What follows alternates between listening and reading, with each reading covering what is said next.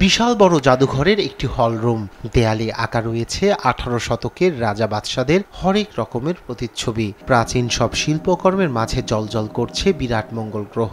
পূর্ব লন্ডনের old royal Naval college মিউজিয়ামে শিল্পকর্মটি নজর কেড়েছে সব বয়সী দর্শকদের।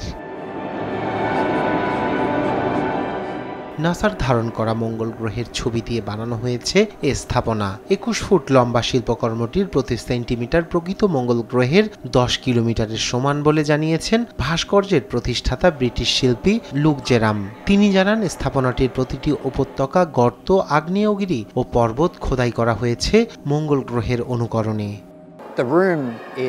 এত বড় একটি হলে বিশাল মঙ্গল গ্রহের এই ভাস্কর্যটি খুবই আকর্ষণীয়। আমি অস্ট্রেলিয়া থেকে বিশাল দূরত্ব পাড়ি দিয়ে লন্ডনে এসেছি, যেটি পৃথিবীর অন্য প্রান্তে। আবার যদি মঙ্গল গ্রহের কথা বলি, এটি সৌরজগতের আরেক প্রান্তে। এভাবে চিন্তা করলে নিজেকে আসলে খুব ছোট মনে হয়।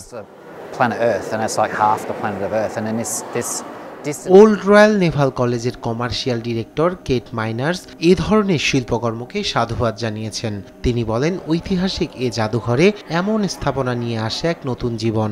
শিল্প এবং ঐতিহ্যের মিশ্রণে স্মরণীয় সাংস্কৃতিক মুহূর্ত তৈরি করতে প্রতিশ্রুতিবদ্ধ তারা।